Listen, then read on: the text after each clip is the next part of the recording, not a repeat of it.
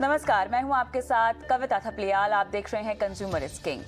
कई बार ऐसा होता है कि कंपनियां अपने प्रोडक्ट्स और सर्विसेज को बेचने के लिए विज्ञापन बनाती हैं ताकि उनके प्रोडक्ट्स की मार्केट में मांग बढ़े, और इसमें कोई बुराई भी नहीं है। लेकिन बहुत बार होता इसका उल्टा है। विज्ञापन बनाए जाते हैं ताकि वो लोगों को पसंद आए और मार्केट में उस प्रोडक्ट की डिमांड और बिक्री में तेजी आए, लेकिन मार्केट में इनके आते ही कोहराम मच जाता है। कभी किसी खास धर्म तो कभी किसी खास वर्ग के लोगों की भावनाएं आहत हो जाती हैं। कई बार कंपनियों को लोगों के रिएक्शन के बाद न सिर्फ अपने विज्ञापन वापस लेने पड़े बल्कि पब्लिक से माफी भी मांगनी पड़ी है। अब ऐसे में सबसे ज्यादा नुकसान उन कंपनियों को होता है, क्योंकि न सिर्फ पब्लिक के गुस्से की वजह से ब्रांड को नुकसान होता है बल्कि रिसोर्सेज भी बर्बाद होते हैं। लेकिन अब ऐसा नहीं होगा, क्योंकि ASCI ने ऐसे विज्ञापन ना बने इसके लिए कुछ खास कदम भी उठाए हैं। ASCI ने बाकायदा गाइडलाइंस बनाई हैं ताकि ये विज्ञापन और ज्यादा समावेशी बनाए जा सकें और धर्म, जाति, भाषा और जेंडर से जुड़ी किसी की कोई भावना को आहत ना हो। चलिए, तो क्या है ये नई गाइडलाइंस, किस तरह से होगा लोगों और कंपनियों को इनसे फायदा, और इससे विज्ञापन बनाने वालों की क्रिएटिविटी पर इसका कैसा असर होगा, इन्हीं सब मुद्दों पर आज हम विस्तार से बात करेंगे। और हमारे साथ जो है खास मेहमान भी आज जुड़ गए हैं। हमारे साथ खास मेहमानों की सूची में ASCI की जनरल सेक्रेटरी मनीषा कपूर हैं, और एज गुरु प्रहलाद कक्कर, और साथ ही साइकोलॉजिस्ट और अभिनेत्री अदिति गोवित्रिकर। आप सभी का स्वागत है हमारी इस बेहद खास पेशकश में। और मनीषा जी, आपके पास ही आऊंगी सबसे पहले, क्योंकि बहुत ज़रूरी है कि जो नया कोड ऑफ कंडक्ट जारी किया गया है उसकी बारीकी आप हमको बताएं। क्या है ये नया कोड ऑफ कंडक्ट और किस तरह से इसमें एक बदलाव जो कि समाज के लिए, समाज की सोच के लिए बहुत ज़रूरी है, उसे अपनाया गया है? तो कविता, हमारा एक जो ASCI कोड है वो सब विज्ञापनों पे लागू होता है, और एक स्पेसिफिक उसमें चैप्टर है जिसको हम चैप्टर ऑन हार्म कहते हैं, और अगेंस्ट हार्मफुल सिचुएशंस और प्रोडक्ट्स। तो मतलब बेसिकली कुछ विज्ञापन में ऐसा कुछ दर्शाया नहीं जाना चाहिए जो व्यक्तिगत रूप से या सामाजिक रूप से किसी को नुकसान या हानि पहुंचा सके। तो उस चैप्टर का एक हमने अपडेट किया है, ये नया चैप्टर नहीं है, पर उस चैप्टर को समाज के जो खुद की एवोल्यूशन हो रही है और जो आज की सोच है समाज में, उसको मद्देनजर रखते हुए हमने उसको एक अपडेट किया है for it to become more relevant to today's consumers. नहीं, सही कहा आपने। ज़रूरत महसूस हुई इसीलिए आपने अपडेट किया है, लेकिन मेरा सवाल यही है कि क्या ज़रूरत महसूस हुई है आपको, और जो अपडेट किया गया है, जो बदलाव किए गए हैं, जिन चीज़ों को आपने ऐड किया गया है, वो क्या कुछ है, क्या कुछ हाईलाइट करती हैं मनीषा जी? अपडेट ये है कि जो हमारा एक ऑलरेडी क्लॉज था वो एक स्पेसिफाई करता था कि जो विज्ञापन है वो किसी भी व्यक्ति को या व्यक्तिगण को जाति, रंग, धर्म, लिंग, राष्ट्रीयता के बेसिस पे कुछ भेदभाव नहीं करें या किसी को नीचा नहीं दिखाएं। तो ये एक ऑलरेडी क्लॉज था हमारा, और इसमें जो हमने अपडेट्स किए हैं वो कुछ और पॉइंट्स पे जो हमने अपडेट किया है वो है कि किसी की शारीरिक या मानसिक अवस्था को लेकर भेदभाव या नीचा नहीं दिखाया जाए किसी को, किसी की जेंडर आइडेंटिटी, जो लिंग पहचान है या लिंग अस्मिता है या सेक्सुअल ओरिएंटेशन है, उसको लेकर भेदभाव या किसी को नीचा ना दिखाया जाए, किसी की उम्र को लेकर ये भेदभाव नहीं किया जाए, और जैसे शरीर का आकार हो गया, जो बॉडी शेमिंग जिसको कहते हैं या ये कहते हैं, तो उस बेसिस पे भी हम किसी का भेदभाव नहीं करें, या विज्ञापनों को ये नहीं सजेस्ट करना चाहिए कि इन चीजों की वजह से किसी को हम एक नीचा दिखाने की कोशिश करें। और ये कारण इसलिए है कि अगर आप देखें तो ये आजकल के जो कंज्यूमर्स हैं, जो उपभोक्ता हैं, वो जो यंग जनरेशन है वो ऑलरेडी इन चीजों के ऊपर काफी इनका ध्यान है, और वो नहीं चाहते कि किसी भी बेसिस पे ये जो डिस्क्रिमिनेशन एक तरीके से कभी कभी हो जाती है और कभी कभी मजाक में भी हो जाती है, तो ये जैसे जैसे सोसाइटी में अनएक्सेप्टेबल होता जा रहा है, तो उसी तरीके से एडवर्टाइजिंग और विज्ञापनों में भी ये चीज को हमको ध्यान देना पड़ेगा कि ये जो सोसाइटी का एक आज की जो वैल्यूज हैं या जो सोसाइटी आज मानती है जरूरी, वो विज्ञापन भी उसी तरीके से इवॉल्व करे। तो ये एक मेन हमारा उद्देश्य था ये चेंजेस लाने के लिए, और ये जो 3-4 चीजें जो मैंने बताई हैं ये नई ऐड हुई हैं इस क्लॉज में।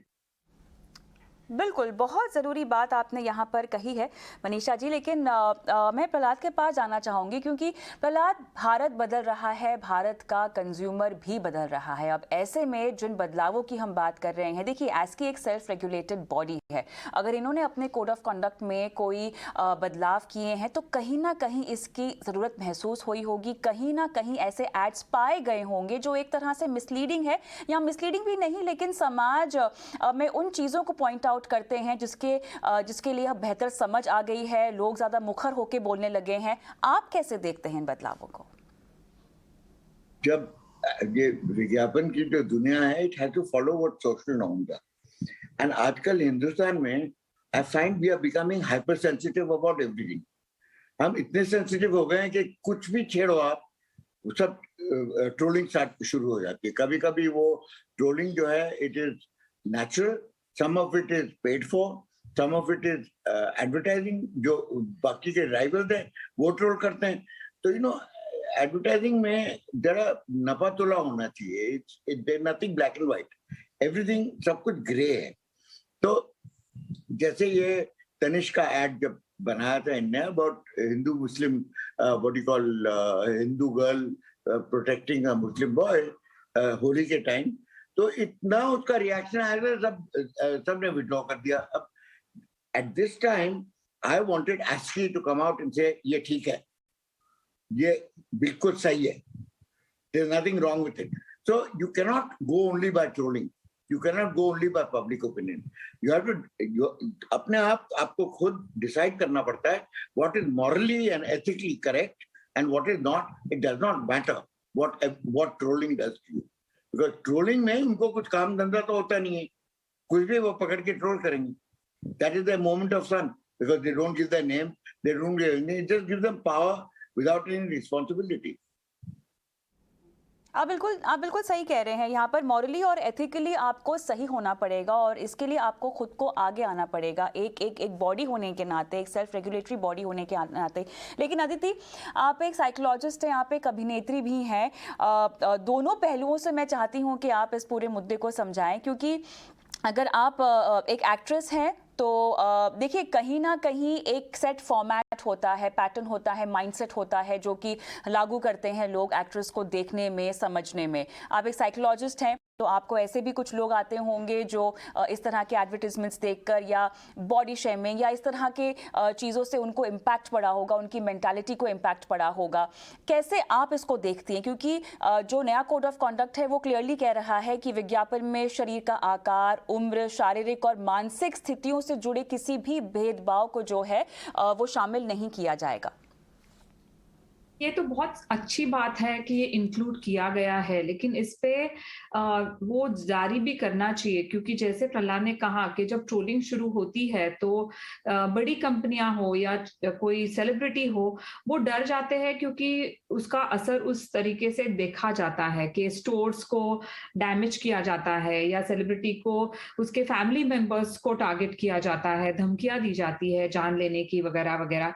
तो ये जो है, तो इसमें हम सबको साथ में आना जरूरी है, चाहे वो सेलिब्रिटीज हो, चाहे हमारी लीगल सिस्टम हो, पुलिस हो, एजेंसीज हो जैसे, और मीडिया हो। सबसे बड़ी बात तो मीडिया को भी साथ में आके कहना चाहिए कि ये जो बुली हो रहा है ये हम एक्सेप्ट नहीं करेंगे।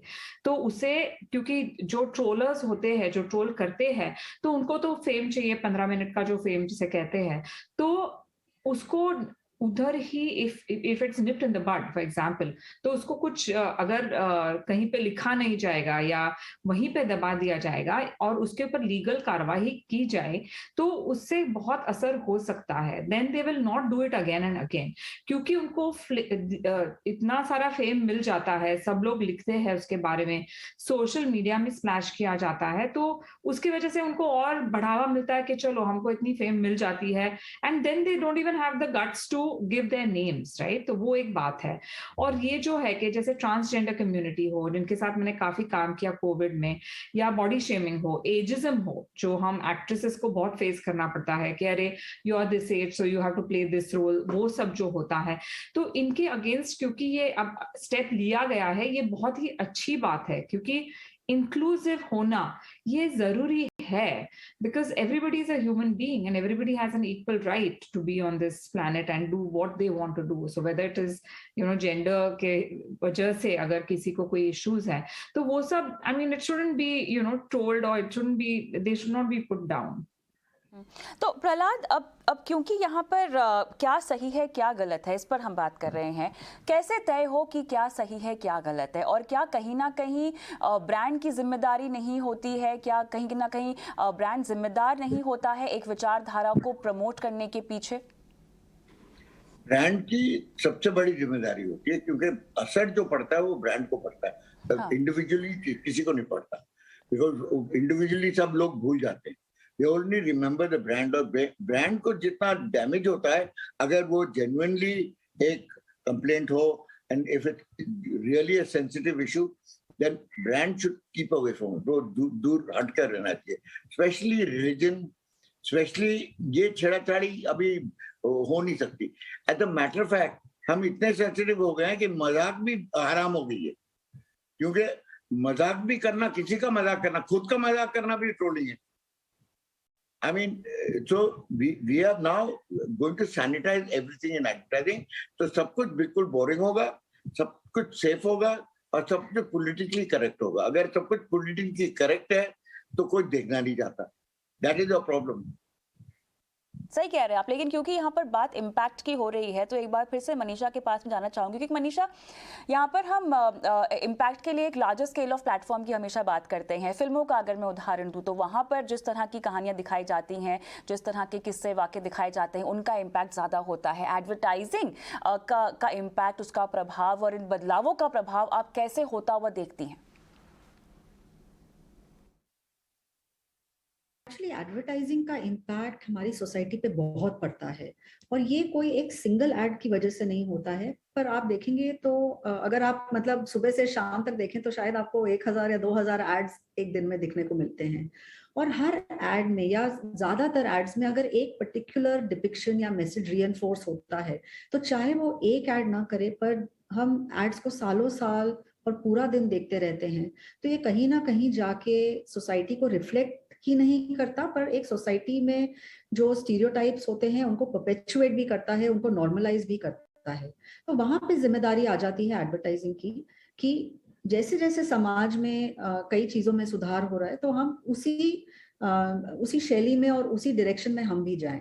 तो ये नहीं है डेफिनेटली कि सिर्फ एडवर्टाइजिंग की वजह से ये चीजें प्रॉब्लमैटिक हैं, या सिर्फ एडवर्टाइजिंग को बदलने से पूरा बहुत समाज में बदलाव आ जाएगा। पर ये भी एक जरूरी हिस्सा है जो सोसाइटी के साथ साथ इसको भी बदलना चाहिए, और एड्स का इम्पैक्ट डेफिनेटली होता है सोसाइटी पे, ये तो हम सभी जानते हैं। अदिति, इसको थोड़ा सा और आगे ले जाते हुए, क्योंकि जिन बदलावों की बात फिलहाल एस्की ने की है, उन्हीं पर अगर हम थोड़ा सा रहना चाहें, तो समाज में इन बदलावों को लेकर एक्सेप्टेंस कितनी है, और एड्स में इस तरह की चीज़ों को दिखाकर, उनको एक्सेप्टेड दिखाकर कितना बदलाव समाज में हो सकता है, कितनी मानसिकताएं आपको लगता है कि प्रभावित की जा सकती हैं?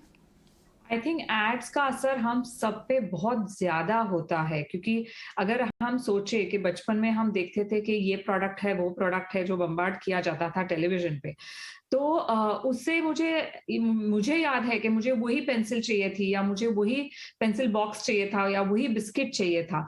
और अब एड्स का जो है, सुबह से शाम तक हम एक्सपोज हो रहे हैं, क्योंकि हम सब सोशल मीडिया पे रहते हैं, तो ऑफ कोर्स उसका असर पड़ता है लोगों पे, उनके मन पे।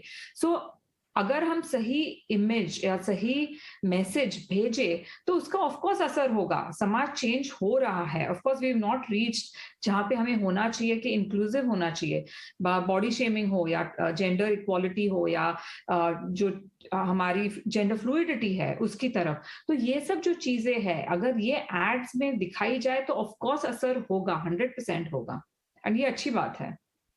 सो the right message needs to go out for sure.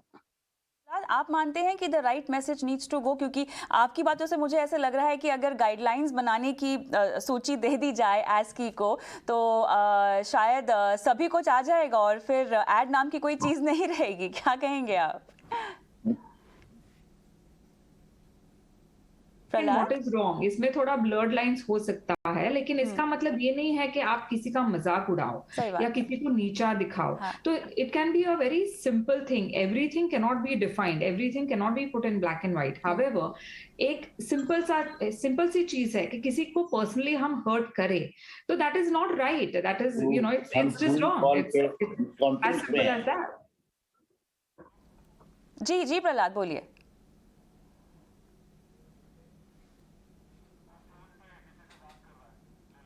जी अदिति, आप कुछ कह रही थी। जी वही मैं कहती थी कि रूल्स एंड रेगुलेशंस होने तो जरूरी है, रूल बुक होनी तो जरूरी है, नहीं तो फिर कोई भी कुछ भी करे फ्रीडम के नाम पे, वो भी ठीक नहीं है। लेकिन इसका मतलब ये नहीं कि किसी का दिल दुखाना है, किसी को पर्सनली टारगेट करके उसको नीचे दिखाना है। So that is where I am coming from. Prahlad, you were saying something. जी प्रहलाद, आप कुछ कह रहे थे। नहीं, मैं कह रहा था कि यू कैन नॉट एक ब्रश से सब कुछ पेंट नहीं होगा। एडवर्टाइजिंग में सबसे बड़ी चीज है कि the most important thing is अपने खुद के ऊपर हंसो। खुद के ऊपर हंसना क्वालिटी जो होता है इज कॉन्फिडेंस। आपको इतनी कॉन्फिडेंस होनी चाहिए कि आप खुद पे मजाक करो, किसी और पे मजाक मत करो, क्योंकि किसी और पे मजाक करना बहुत आसान है। It's a sensitive issue, we should not do it. But at the rate ASCI is going and at the rate हमारी जो सोसाइटी जा रही है, हम खुद पे भी मजाक नहीं कर सकते। अगर इसको थोड़ा सा हम छोड़ दें प्रहलाद, और एडवर्टाइजिंग के इम्पैक्ट पर इन टर्म्स ऑफ सेल्स और मार्केट और ब्रांड बिल्डिंग पर मैं फोकस करना चाहूँ, जो हम पहले देखते थे, जैसे कि अदिति ने कुछ ब्रांड्स के नाम लिए, हमारे बचपन में भी हम कोई ऐड देखकर उस ब्रांड पर विश्वास करके उसे खरीदते थे। इस तरह का इम्पैक्ट क्या आपको लगता है कि एडवर्टाइजिंग में आज होता है, या इसके इफेक्ट्स कम, साइड इफेक्ट ज़्यादा हम देख रहे हैं समाज में? People are getting diverted by non-issues. हाँ, तो ज्यादा उधर उछाल रहे हैं लोग, rather than paying attention to the philosophy and the brand building exercise. दूसरी बात ये है कि आजकल, पहले जमाने के जो आप ऐड देखते थे और आजकल जो ऐड देखते हैं, बहुत फर्क है। आजकल के ऐड बिल्कुल सैनिटाइज्ड हैं और बिल्कुल बोरिंग हैं, और कुछ उसमें ओरिजिनलिटी है। थोड़ा सा उदाहरण देके, आप ऐड गुरु में हमारे साथ हैं, थोड़ा सा उदाहरण देके बताइए ना, पहले के और अभी के ऐड में आप कैसे कह रहे हैं कि बोरिंग है बिल्कुल और सैनिटाइज्ड है? नहीं, आप देखिए पेप्सी के ऐड देखिए पुराने, और आजकल के ऐड देखिए, आई मीन कंपैरिजन ही नहीं है। देयर इज नो चंचलनेस, जो चटपटा जो होता था वो नहीं है। अभी सब डरे हुए हैं, सब सोच रहे हैं सोशल मीडिया पे ट्रोलिंग हो जाएगी, ये हो जाएगा, वो हो जाएगा। So, it's a very unhealthy practice.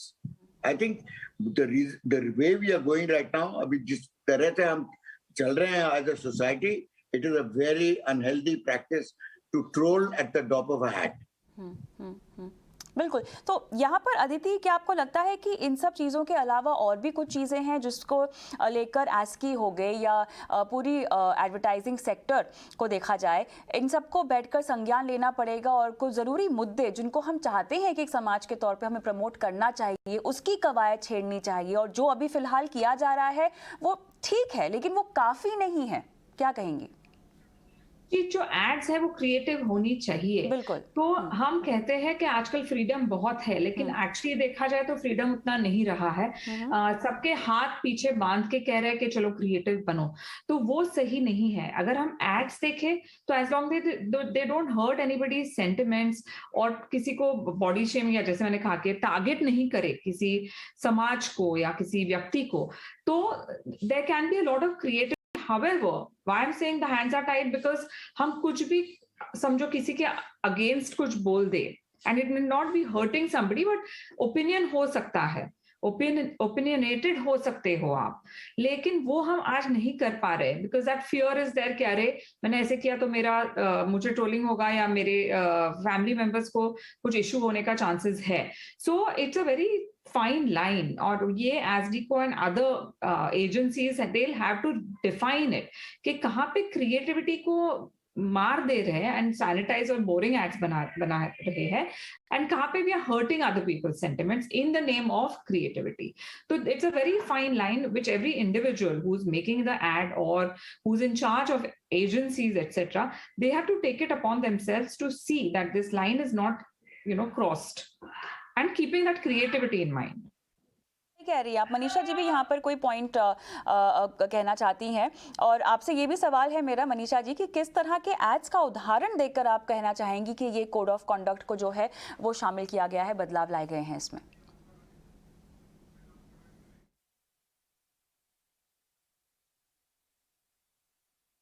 Ads हमारी नजर में आए हैं जहां पे हमें लगा कि जिस तरीके से वो बात कर रहे थे, जैसे किसी के शरीर के आकार के बारे में, और जैसे कोई अगर थोड़ा जिसका वजन ज्यादा हो तो ये सजेस्ट करना कि वो पर्सन हमेशा स्लो होगा या स्लगिश होगा या एक्टिव नहीं होगा, ये हमें लगा कि ये एक अनफेयर तरीके से किसी को नीचा दिखाने की कोशिश की जा रही है।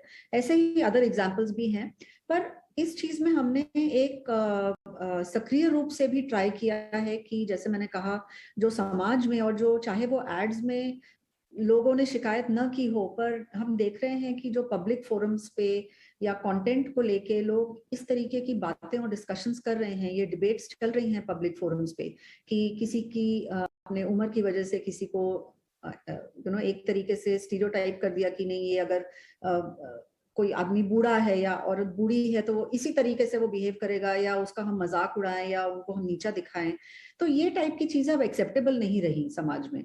तो उसको रिफ्लेक्ट करने के लिए एक सक्रिय तरीके से भी हमने इस गाइडलाइन पे काम किया है। इस तरह के मुद्दों को तो मेरे ख्याल से हाईलाइट करना ही चाहिए। मेरे ख्याल से इसको तो रोका ही जा सकता है कि आपके सर पे बाल आ जाएंगे, अगर आप मोटे हैं तो आप बिल्कुल भी एक्टिव नहीं रहेंगे। तो जो उदाहरण मनीषा ने भी यहाँ पर दिए हैं, मेरे ख्याल से इन पर तो रोक लगनी ही चाहिए। क्या कहेंगे आप प्रहलाद? हाँ, these are fine. ये तो बिल्कुल ही सही है। पर मैं ये कह रहा हूँ कि जब सही नहीं होती और ट्रोलिंग होती है तो why isn't ASCI coming out in support of it? Tata के सपोर्ट पे क्यों नहीं आया ASCI? फैब इंडिया के सपोर्ट में क्यों नहीं आया ASCI? No, to turn on से ये खराब है और ये बैन कर दो, that is fine. But there is also a duty to turn on and say this is absolutely okay, and please do not be scared of trolling. That is your decision. As far as ASCI is concerned, we approve this, and this is fine. Hindu Muslim amenity mein, dosti mein, there is nothing wrong with it. But if you get trolled for it, then there has to be some level of support. अब ASCI नहीं support करेगा तो कौन करेगा? सही कह रहे हैं मनीषा जी। लेकिन आपसे एक और सवाल मुझे पूछना है कि अब तो ये कोड ऑफ कंडक्ट में बदलाव किए गए हैं कि आगे चलकर भी कोई नई गाइडलाइन निकाली जाएगी? क्या डिजिटल पर आपका फोकस होने वाला है? देखिए कविता, जो ये advertising standards council of India है, ये जो हमारा कोड बनता है ये एक वॉलंटरी कंप्लायंस कोड होता है। तो इंडस्ट्री खुद बोलती है कि हम किसी भी तरीके के विज्ञापन बनाना ये सही बात नहीं है। विज्ञापनों का भी एक सर्टेन स्टैंडर्ड होना चाहिए और एक सर्टेन कोड ऑफ बिहेवियर या कोड ऑफ कॉन्डक्ट होना चाहिए एक तरीके से, कि विज्ञापन किस टाइप से बने, ताकि विज्ञापन जो हमारे समाज का एक बहुत बड़ा हिस्सा है वो प्रोडक्टिवली सोसाइटी के साथ एंगेज करें। और ब्रांड्स के लिए भी ये जरूरी है कि जो एडवर्टाइजिंग वो डालें, कंज्यूमर्स उस चीज को देख के पॉजिटिवली एक्सेप्ट करें। तो ये ब्रांड्स के लिए भी एक बहुत जरूरी होता है। तो जो हमारा कोड है वो एक वॉलंटरी कंप्लायंस कोड है। तो वॉलंटरी कंप्लायंस कोड में क्या होता है कि हम पहले वॉलंटरी कंप्लायंस मांगते हैं एडवर्टाइजर से, और ऑलमोस्ट 95 to 97% ऑफ केसेस में ये हमें वॉलंटरी कंप्लायंस मिल जाता है। तो मतलब ज्यादातर एड्स और ब्रांड्स जो हैं वो इस कोड को रिस्पेक्ट करते हैं, और जब कोई उन्हें बताया जाता है कि आपका विज्ञापन इस लाइन को क्रॉस कर दिया है, तो काफी हद तक वो या तो वो एडवर्टाइजमेंट विड्रॉ कर लेते हैं या उसमें वो मॉडिफिकेशन करके, करेक्शंस करके दोबारा वो चलाते हैं। तो रह जाती है जो बात जो 3 और 5% एड्स की है जो नहीं कंप्लाई करते हैं, तो उसके अलग अलग ऑप्शंस होते हैं कि उनको किस तरीके से कंप्लायंस कराया जाए। तो हमारी गवर्नमेंट के साथ जो हमारी अरेंजमेंट्स हैं, जो हम एस्केलेशन करते हैं कि जो अगर एड ASCII कोड को नहीं कंप्लाई करता है तो हम उसको पर्टिकुलर डिपार्टमेंट पे हम एस्केलेट करते हैं ताकि गवर्नमेंट उस चीज पर एक्शन ले सके, क्योंकि जो प्यूनिटिव एक्शन है या जुर्माना वगैरह है ये गवर्नमेंट कर सकती है, ये ASCII नहीं कर सकती। तो हम जो चाहते हैं कि हमारा वॉलंटरी कंप्लायंस हो, जैसे कि मैंने कहा कि ज्यादातर ऑर्गेनाइजेशंस वॉलंटरी कंप्लायंस कर देती हैं, जो बच्चे कुचे हैं वो हम गवर्नमेंट पे एस्केलेट करते हैं ताकि वो फर्दर एक्शन ले सके। बिल्कुल। तो कुल मिला के आप तीनों की बात सुनकर तो यही लगता है कि थोड़ा है, थोड़े की ज़रूरत है। विज्ञापनों को आप समावेशी ज़रूर बनाइए, लेकिन अगर समाज में बदलाव की बात हम करें तो बदलाव लाना ज़रूरी है, लेकिन ये आसान नहीं है और इसके लिए एक रूपता बहुत ज़्यादा ज़रूरी होगी। थोड़े से और कड़क गाइडलाइंस की ज़रूरत होगी, दिशा निर्देशों की ज़रूरत होगी, हर मुद्दे पर जिम्मेदारी और उठकर सामने आकर बोलने की ज़रूरत होगी। बहुत बहुत धन्यवाद आप तीनों का इस खास पेशकश में शामिल होने के लिए और कंज्यूमर इज किंग में आज के लिए मुझे भी इजाज़त दें। नमस्कार।